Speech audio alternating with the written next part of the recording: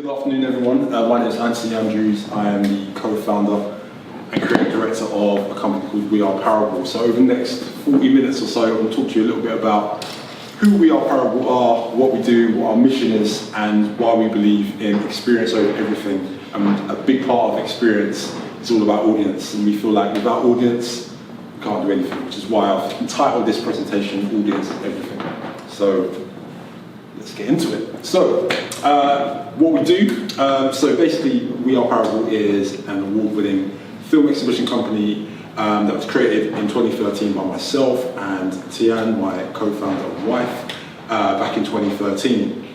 And you know, for anyone who doesn't know what film exhibition is, essentially we take films and we screen them to audiences. We were actually here last week doing the screening of Queen of Glory with the filmmaker Nana Mensah and a number of her producers. I think we had, we're a few seats away from selling out completely. So we do quite a lot of events here where we do different types of experiences around them. So we commissioned an artist to create work around the film last week, just to give people a bit of an added edge for coming out and seeing the film. So that's what film exhibition is, for anyone who didn't know. So how we got started was a really funny story. So back in 2013, me and my wife, we were both in a situation where we both been made redundant at the same time. Working in two different jobs, just so happened that we both got made redundant. And we were all, feeling a little bit sorry for ourselves. And one of the things that we do when we feel a bit sorry for ourselves is put on a film, or we put on one of our favourite films, which is Coming to America. So we put that one back in 2013, and because it reminds us of our childhood and all the jokes that are in it. And we're watching it and thinking, you know what? I've never seen this film in a cinema before, simply because we were too young to watch it. And Teanne said the same thing. Teanne's a couple of years younger than me, but similar thing. So we thought, you know what? We should put it on in the cinema. So bearing in mind, we had no film experience at any point. We were just like, we should put this on for people who feel the same way about this film as we do. That's what we should do. We should put this film on. Went to our local cinema. They were like, yeah, sure, put on this film. So that was really easy to do. Set up the cinema, and then we started asking ourselves this question: what if people love this film as much as we do? So we thought, okay, well, rather than just stick people in a cinema, is there something else that we can do to really get people thinking about just how special this film is? So for example, for anyone who has seen it, you'll remember rose bearers sort of greeting people by throwing rose petals on them as they walk in. So we thought, what if we treat our audience like royalty and we do that? We have people, rose bearers with the roses, throwing rose petals on people as they walk in. What if we had an African arts and crafts marketplace in the cinema foyer to really show off the best bits of Africa and to really kind of create that Zamundan atmosphere in our local cinema? What if we had dancers and drummers and poets performing in the cinema before the screening?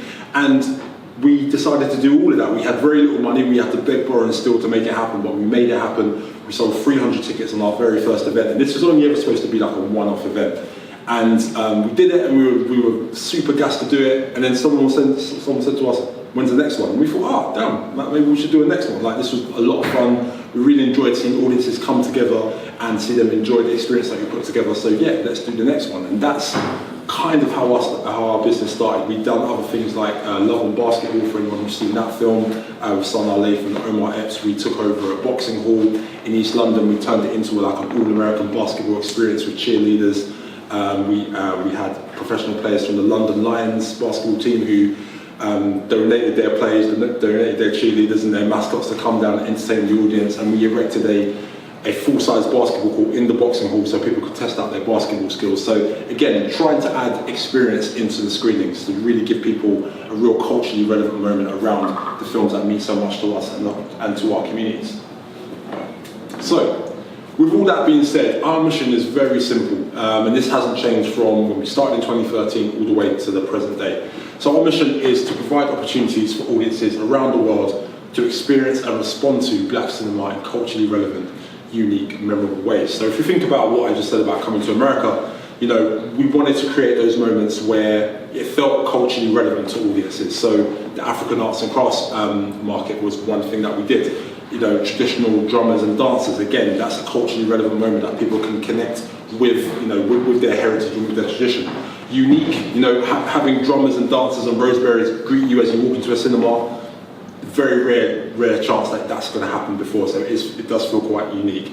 And it's memorable. You know, you'll go off and tell people that you went to an event like that. So those are really the three cornerstones that we have in order to tell people about what we do and to really stand out in our marketplace. So, you know, over the last almost 10 years, we've been lucky enough to work with some amazing organisations, that some that you can see there. We do a lot of work with the BFI. We're currently being funded to go all around the UK as part of a nationwide campaign called Who We Are, where we show black cinema from past, present, and we show them to audiences and create experiences around those. We do a lot of work with BAFTA. I'm on the BAFTA Film Committee, so we talk about the fairest way to give out awards when it comes to BAFTA season. We've also sat on a few juries in terms of who gets to win BAFTAs, which is super exciting. We've done some work with Warner Brothers. We're doing some work with the Oscars next month. And yeah, who else are we working with at the moment? Doing some stuff with Netflix and Film 4. So yeah, we've been doing a lot of stuff. And Channel 4, actually, for filmmakers who are in the room, we set up a program called Momentum back in 2020. This year was the second year that we did it. And it's a nationwide initiative for black British filmmakers to learn about how to navigate their way within the industry, and we provide them with mentoring for 6 months, we provide them with mental health support for 6 months, and we give them industry access to film experts for 6 months. And we're looking to bring that back in 2023, bigger and better. So yeah, like I said, we've been lucky enough to work with a number of these organisations who have really enabled us to do what we do, and have really bought into the idea of, you know, us creating experiences for audiences that they can't get anywhere else. So culturally relevant, unique and memorable experiences. So this is our phrase. This is something that you'll see if you go on our website. That phrase, those 3 words are kind of dotted all around our website: experience over everything. So we believe that by placing the audience experience at the heart of everything we do, we can create those unforgettable and culturally relevant experiences. And I think when you have culturally relevant and unforgettable experiences, what happens is that the audiences who are there, they start to have an emotional connection with the films or the TV shows that they're watching. And if they do that, then they'll go out and tell wider people. So that's why the organisations that you saw on the previous slide want to work with us, because it's all about, okay, I saw this really cool thing, I saw it in a really cool environment, let me go and tell my network about it. So that's the idea that we're trying to do. So we try and create those emotional connections so people feel that they're not just watching a film and it's a very transactional relationship. It's very much deeper than that. It's an emotional connection that they're having with the film and hopefully with the events that we're creating. So just to go back to this, so the experience of the audience is at the heart of what we do. Absolutely everything always goes back to the audience. How are the audience feeling at our event? How do we want them to feel? How do we want them to leave our events? And I think by focusing on audience experience is how we've been differentiating ourselves over the last decade. Now, as the slide says, I can talk all day about what we do and the way we do it, but sometimes it's better to see it. So I'm going to stop there and show you our first video. So you might have to forgive me as this might be a bit clunky, but here we go.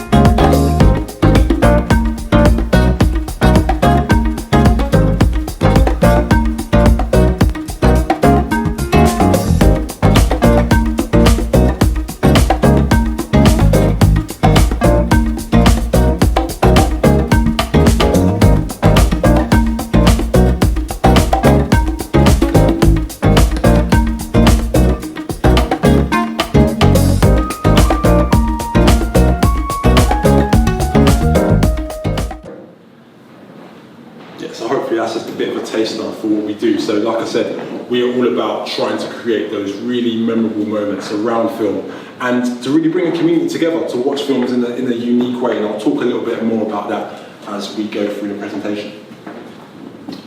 My image doesn't come up, it's fine.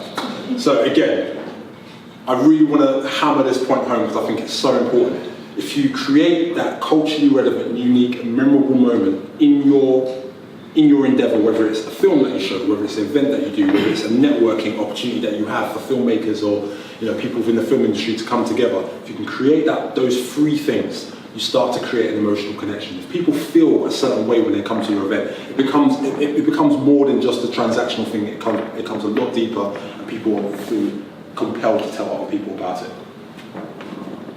But this is something I always say to pretty much everyone who's starting out, who wants our advice or our expertise. I say always start with why, and this is what we've done, and this is something that I really feel the need to share with you all. So, this is Phil Knight, and I think Phil Knight is a marketing genius. He's the founder of Nike. He was, up until a few years ago, he was the chairman of Nike.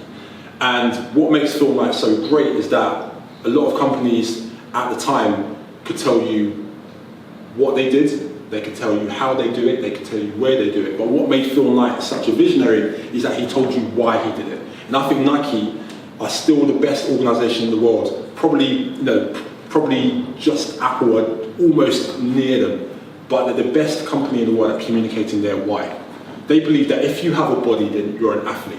So their why is to make you move your body, or just do it. Just do it cascades. Everything that they do leads up to that just do it statement, because it's about moving your body. If you're a body, you're an athlete.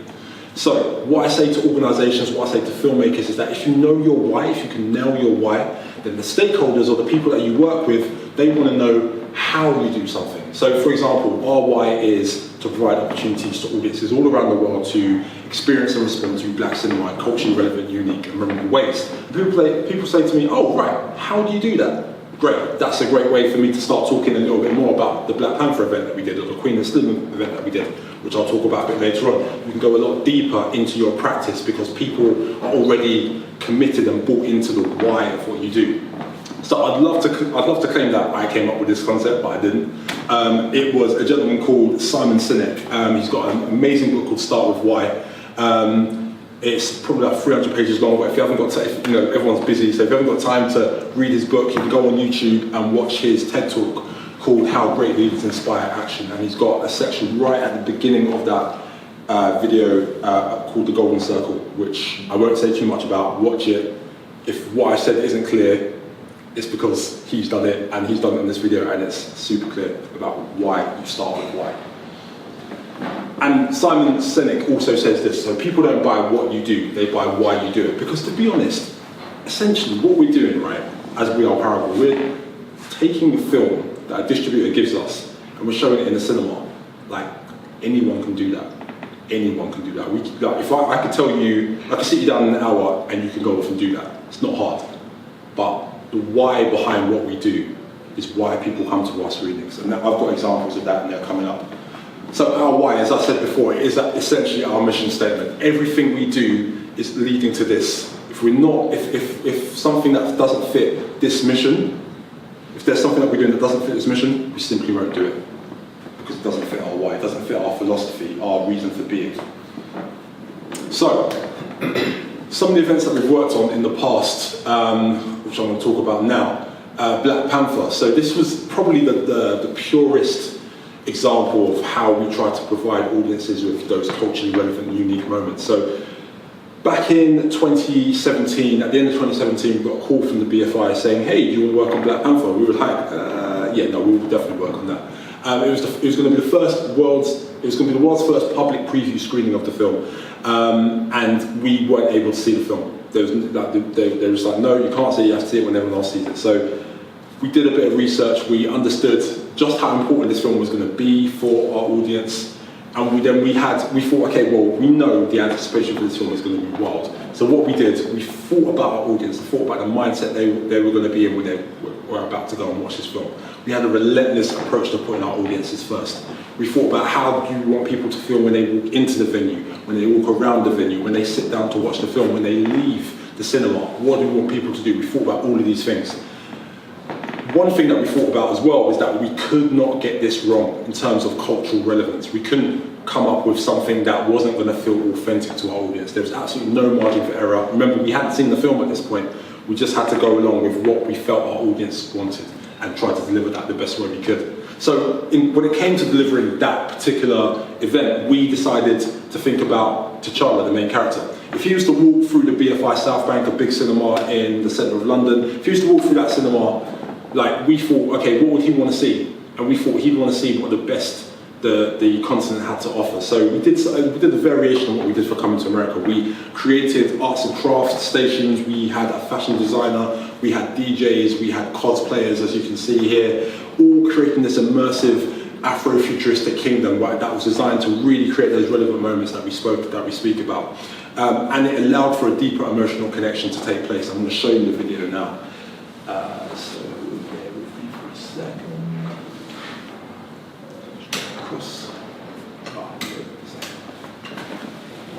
Minimize this. Hey, this is Anthony from We Are Parable. We're here at the BFI preview screening of Black Panther. Can't even explain how amazing this film is. The one lit cheese and bread. I was smiling from the start to finish. It blew my mind. The fact that their strongest warrior was a black woman. Female empowerment in it was incredible. If we can make this travel, which again I hope we can, boy, can other stories come out that maybe follow that path. It's just got such a diverse feel to it, as well as being an Afro movie. Everybody left feeling very, very empowered, very uplifted, very inspired.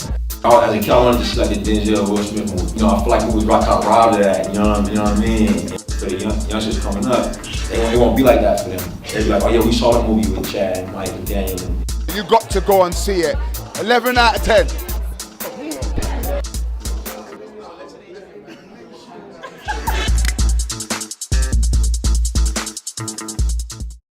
So that was Black Panther.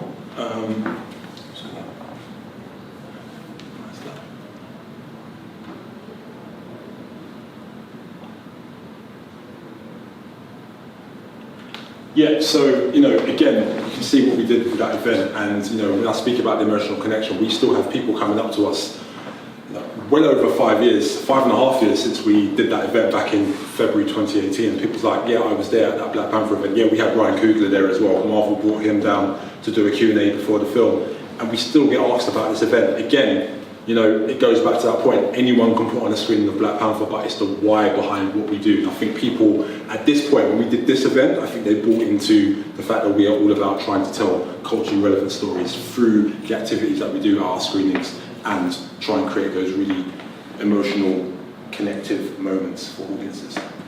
So again, Queen and Slim was another highly anticipated film amongst our audience, and we did some work back in 2019 because we saw a number of competitors coming into the market. Competitors, peers, whatever you want to call them, but people who potentially would be pitching for similar projects as us. And we thought, okay, great, you know, the more the merrier. You know, we live in the world of abundance, no matter what people want to try and tell us, especially people that look like us. But at the same time, you know, we're running a business, and I think, you know, we have to think about, okay, well, what makes us different? And we did a bit of work on, you know, what makes us different. We had a focus group. We sat down with some of our peers, some of the people that have come to our events, and we said, look, when you think about We Are Parable, what do you think about? And some of the words that came out were cultural relevance, as we mentioned in our mission, but experience came out most regularly. So we turned that into our strapline, and I mentioned it earlier, experience over everything. But then we communicated this to our audience at this event. So with Queen and Slim, if you remember the film, it had Daniel Kaluuya and Jodie Smith. What we decided to do was really focus on the artistry around the film. So we had live poetry, we had music, we had giveaways, and it really enabled us by focusing on those experiences to differentiate ourselves from other exhibitors who are showing the film at the same time. So I'm going to stop there and show you a video of what we did for Queen and Slim. Our families. Hi, we're here at the BFI South Bank for a special preview screening of Queen and Slim, brought to you by We Are Parable.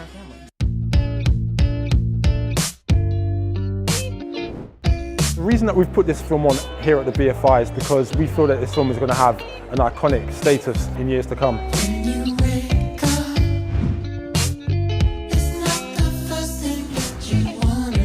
The people that we've reached out to come down and watch the film are, you know, fellow black creatives like ourselves who are doing things in creative industries, who really do appreciate the look and feel of Melina Matsoukas' work, and the sort of artistry and craft that's in Lena Waif's writing. So we really wanted to bring together the black creative industry, environment in London and experience this film together.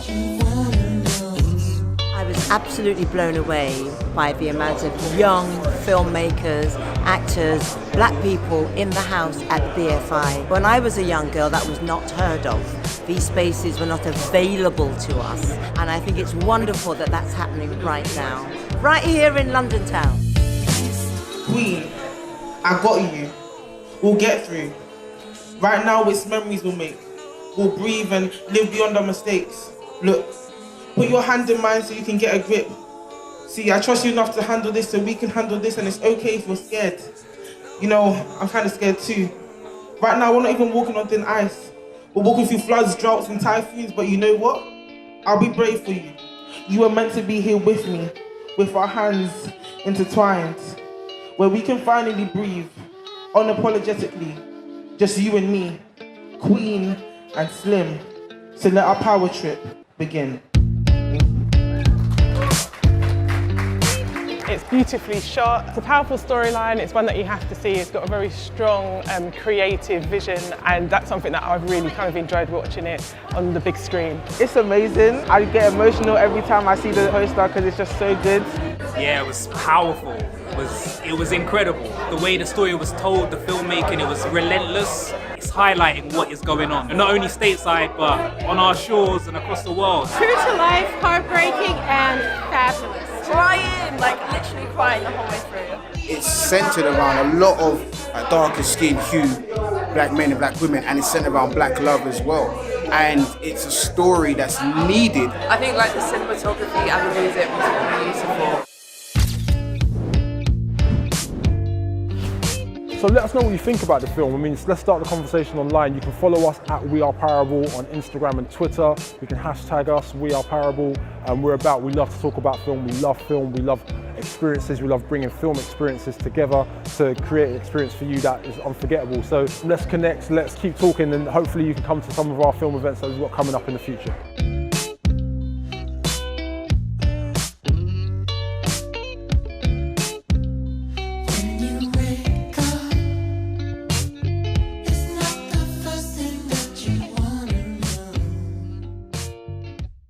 Yeah, so what was great about this, again, was we did all of those things around the screenings where we had a photo wall as well. I forgot about the photo wall, where we tried to enable audiences to kind of take their iconic photo in the same way that Queen and Slim do in the film. And this was only one screen that we did. We did another 5 screenings during the opening weekend of the film all around London. And one of the things I'm really proud of, one of the biggest achievements we had, is that 5 screenings of the film generated 10% of the first weekend's overall box office revenue across the UK. Now, 4 of the 5 screenings were when the film was on general release, so anyone could have seen it. It wasn't just a preview, anyone could see it anywhere, at any time. But they chose to see it with us, and it goes back to the fact that people don't buy what you do, they buy why you do it. And it proves to our audiences that something like Black Panther wasn't just a fluke, we didn't just come up with it and got lucky. We stand for experience, and it is about that why. Oh, I'm going back. There we go. Right, we've got a lot of videos. So this is bringing it right back up to date. So we are partnering with an organisation called the Barbican in 2020. So this year we've partnered with them as a creators in residence. So we're going to be doing a lot of projects with them. One of the projects that we're hoping to do is create a filmmaker fund for black filmmakers in the future. So that's a very long-term project, but we're looking to do that. But this is the first project that we produced in collaboration with the Barbican and Jessica Huey, MBE, who's an author and all-round great person. And this was where we tried to create different elements of art around performance, around film screenings and discussions. And the why of this event was defined before we did anything else. So we wanted to really push the boundaries of what it meant to experience a cinema event together. So we put all of these different elements in an event, and this is what we came up with. We are Parable. Just been working on this wonderful event called An Evening of Purpose. A special bit of news that we have is that We Are Parable are the new creatives in residence at the Barbican. So we're going to take over this space as many times as we possibly can to create truly culturally relevant, unique and memorable moments for people who look like us, for us, right? We're gonna keep doing that. So over the last 2 years, we've had, the pandemic. It's been a really tough time for everyone. And I think in that time, we've all had to reevaluate and reassess what purpose means to us and how we want to show up in the world. And this event really was born out of those questions that we want to ask ourselves. Sometimes the word purpose is so loaded, it can feel so heavy. Like, oh my God, I don't know what my purpose is. Like, there's this big thing that we're here to do in this world. And if we don't know what that thing is, we can feel completely discombobulated and uncertain. And actually, what I've come to know for true for me is that purpose has nothing to do with doing. Our only purpose is just to become more of who we already are. Stripped back is where we meet ourselves.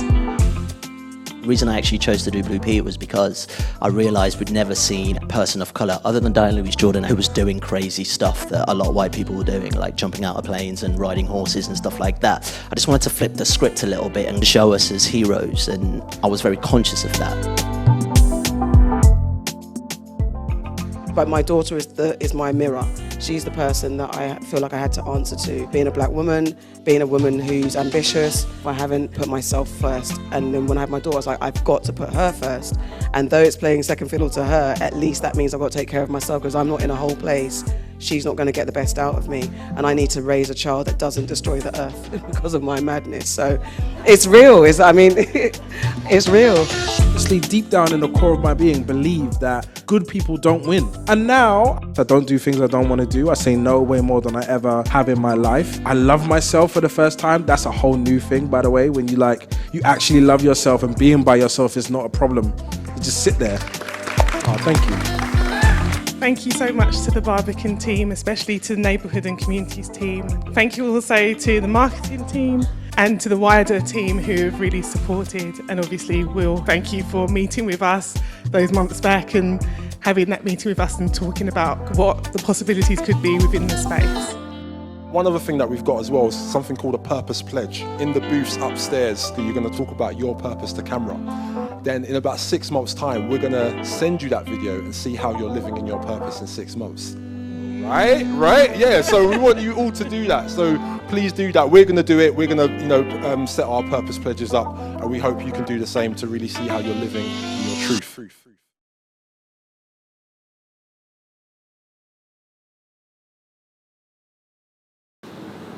Cool, so that was an evening of purpose. So one of the questions that we normally get asked is, how do we know what to work on?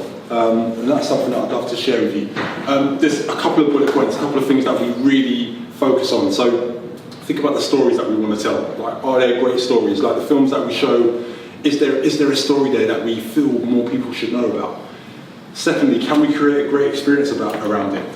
And as a third point, do we either give audiences a chance to experience a film or respond to a film? So for example, a film like, a film like If Beale Street Could Talk, for example, potentially you don't want a DJ set after that. You might just want a conversation, a Q&A like you see here, just to decompress from that film, just to have a chance to respond to it, to give us, give us your feelings, to create that community environment so you can just talk and essentially just conversate about a film. I think that's one of my favourite things about going to cinema with friends of mine, is that chance to talk around the wider issues of the film. So does the film give us a chance to do that? How do we want audiences to feel? Again, going back to that idea that audiences are everything. How do we want audiences to feel when they come into a space, when they're in the cinema, when they come out of the space? Most importantly though, how does the film make us, as We Are Parable, feel? Like, one of the things that me and Teanne always say is that we feel that we want to put ourselves in the shoes of our audience. So if it makes us feel a way, then we want the audience to try and feel that way. Or conversely, if the film isn't making us feel great, then perhaps it's not a film that we bring to audiences, and we have a bit more of a discussion about that. But these are some of the things that we focus on. Great stories. Can we create a great experience around it? Do we give audiences a chance to either experience or respond to the film? How do we want audiences to feel? And finally, how does the film make us feel? But I think there's some things that you should think about. So what's your story? So basically I've said to myself, when I took this picture, that this is going to make its way into every presentation I do no matter what. So this is a picture that I've got with Spike Lee. So in 2017, I had the idea of creating a Spike Lee film festival. So to cut a really long story short, we did a number of screenings around, creative experiences like Mo Better Blues. We did it in an Art Deco cinema with a saxophonist playing music of the film. We did Q&As with filmmakers to talk about Spike Lee's approach to making Malcolm X. And we were tagging Spike in all of our socials, and he was getting back to us on a few things. And then out of the blue, about halfway through the festival, he says, hey, I'm going to be in London. Can we meet? And we were like, yeah. He goes, oh, actually, can we do an event together? I'm really interested in doing an event. So we were like, okay, cool. 3 days later, literally 3 days later, this picture was taken at the Picture House Central in front of, and he did a talk in front of 400 people, talking about his career, his life, his journey, basically. And this was really the event that, for obvious reasons, kind of put us on the map of people like the BFI, people like distributors that I spoke about in the early slides. This is very much like our origin story, and everyone's got an origin story. So it's like, focus on your story. Why are you doing what you're doing?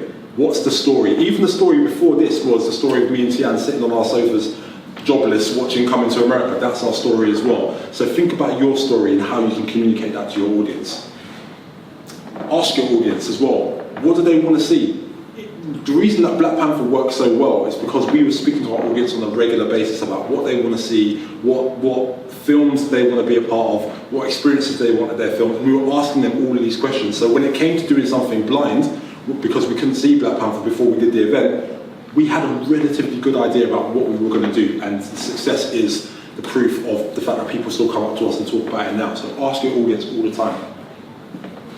What are your competitors or your peers doing? Really look at what they're doing, not to get sad and depressed and jealous about it, but just to see what they're doing and see how you can differentiate yourself. Because what you don't want to do is stay stagnant. You want to keep evolving and keep doing things and keep pushing the boundaries of what's possible in your area. What we've done this year has been amazing. We've been able to take our work across the world, and earlier this year we did our first ever international event, which was a collaboration between the British Council and the Jamaica Film and TV Association. So essentially what it was a cultural exchange between Black British filmmakers and Jamaican and Trinidadian filmmakers. Now we were like, okay, if we get 70 people there, that's a success, because we don't know about how to market an event in Jamaica. We did it in Kingston, we had 400 people turn up, which was incredible. I wrote this a couple of weeks ago. I had a talk with the British Council last week, and it's looking like we're going to do this again in March next year, where we're going to turn it into a film festival in Kingston, where we're going to have Black British filmmakers showing their films. We're going to try and open it up to some more Caribbean countries as well. But let me show you. It's sometimes better to show you rather than tell you about this, what we did with this event. So bear with me. Let's get the video up. For this to be our first international event is just very special. It means the world to us. So thank you all for making this happen. It's a dream come true.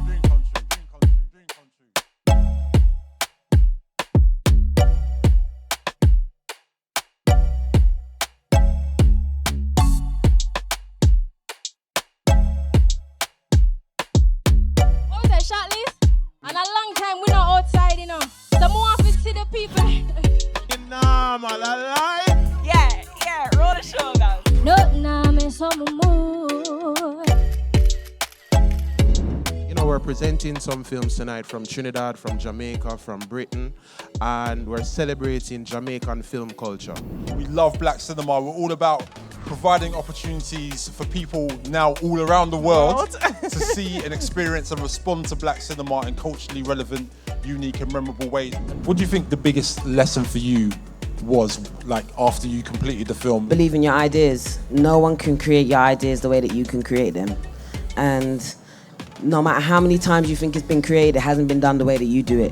What I would really like to see is more festivals like this around film and around, music videos, and exposing people and giving us different things, to really inspire, because even this is already inspiring me to do more. Like, I want to do more. You have the Chase, you have JAFTA, you have JamPro. They're pulling out all the plugs to, get content made. And sometimes you just have to, start small. Sometimes just grab a camera and shoot it yourself, and if someone likes that vision that you have, they will draft you into something bigger. One of the best things is to look at your circle. You know, I think that a lot of times we idolize people who are above us and who have greater success, but there's so much power in people who are beside us and what we can do together.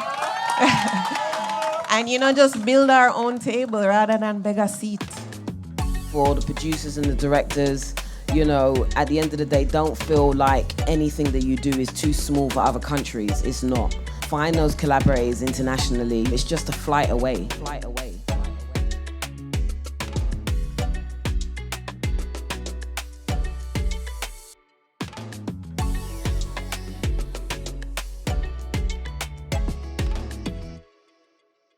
That was a shot list, yeah, so 400 people turned up to that. We had exclusives from Ajani Salmon. It's funny because Ajani was supposed to come out to Jamaica. He's based in the UK, he's obviously from Jamaica.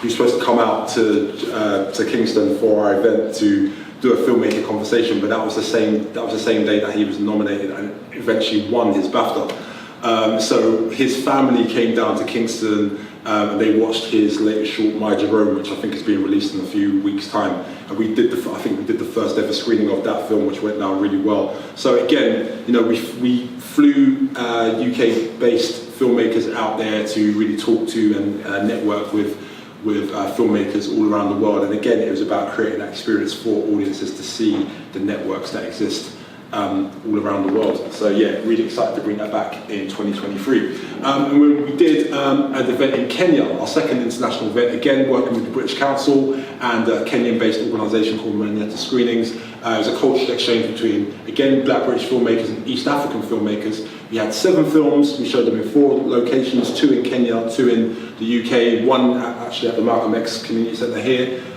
in July. And we had exhibitions, podcasts and screenings to create something really special for audiences. You can have a look at what we did for this particular programme at loveletterstocinema.com. It's a wonderful event, and again, we've been speaking to the British Council about how we expand this potentially across East Africa to do more. So, you know, our real ambition is to see how what we've been doing in London and around the UK can actually scale to do it internationally and really bring the diaspora, the filmmaking diaspora around the world together to create really culturally relevant moments around the world. So, this slide should be in here. That slide should be. So thank you so much for your time.